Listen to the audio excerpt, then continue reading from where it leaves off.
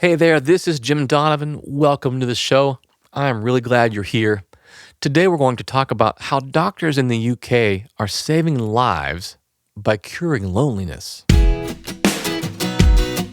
Before we get started, I'd like to invite you to take advantage of a free resource I made for you.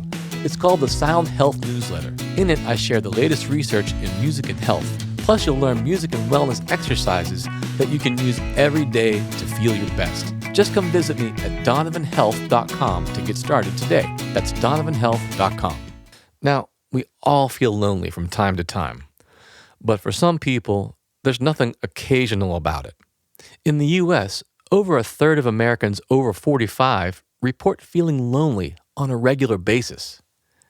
And with advances in technology that enable us to go to work, shop, and entertain ourselves without leaving the comfort of our homes, we're all relying less and less on human interaction. But the effects of this social isolation can be downright deadly. Research shows that loneliness, living alone, and poor social connections are as bad for your health as smoking 15 cigarettes a day. Loneliness is worse for you than obesity, and lonely people are more likely to suffer from dementia, heart disease, and depression. And lastly, loneliness can increase risk of death by 29%. These disastrous effects on people's well-being are so profound that the British government now recognizes chronic loneliness as a public health epidemic. In fact, they're rolling out a brand new initiative called social prescribing as part of the country's strategy to curb the loneliness epidemic.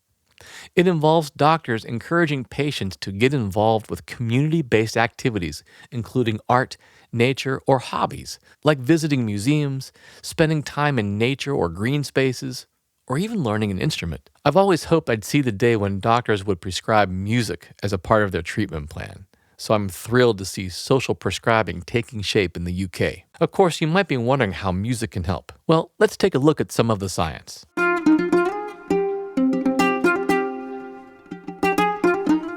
In a 2008 study published in Musical Development and Learning, researchers suggest that music is a crucial tool for the elderly to combat loneliness, as well as other social, mental, and emotional challenges that come with growing older. One of the most effective methods they looked at for boosting mood and combating loneliness was singing in a choir. Another 2017 study found that depressed patients who tried music therapy in a group setting had significantly better results than those who tried solo music interventions. And I can certainly vouch for the ability of music to combat loneliness. In my work as a music educator over the past 20 years, I've taught hand drumming to thousands of people, and I can't begin to tell you how many friendships I've watched blossom as a result of people coming to a workshop and connecting. Not to mention, I've even seen 3 marriages in that time. Making music with others, even simple rhythmic music like drumming, can bring people together in a completely unique way.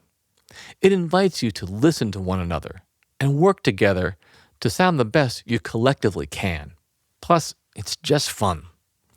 And remember, you don't have to be a trained musician to reap all the advantages of making music with other people.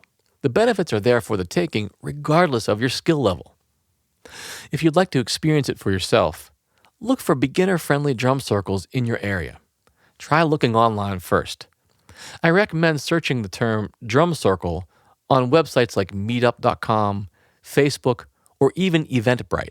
If the event doesn't indicate that it's for beginners, or if they provide drums, just contact the organizers. Many people who run drum circles have plenty of extra drums for you to use. You can also stay tuned to my Sound Health Facebook page. I facilitate all kinds of retreats that include drumming all over the country. I love educating people on how they can use the power of rhythm and sound to feel better. And who knows, maybe you'll even make some new friends. Well, that's it for today.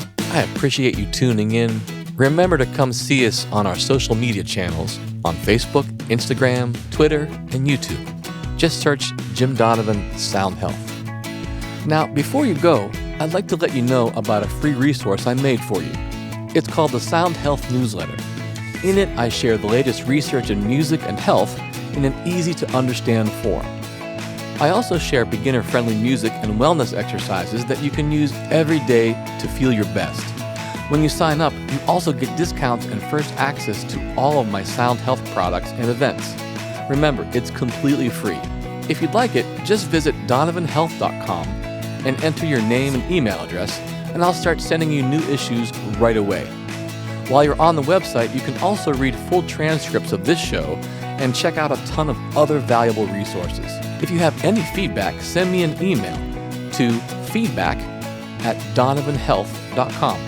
All the information presented on this show is for educational purposes only and should not be considered medical advice. Lastly, come and visit me on our Sound Health Facebook, Twitter, Instagram, and YouTube channels. I'd love to see you there. The Sound Health Podcast is produced by OmniVista Health Learning and Donovan Health Solutions. For Sound Health, this is Jim Donovan. See you next time.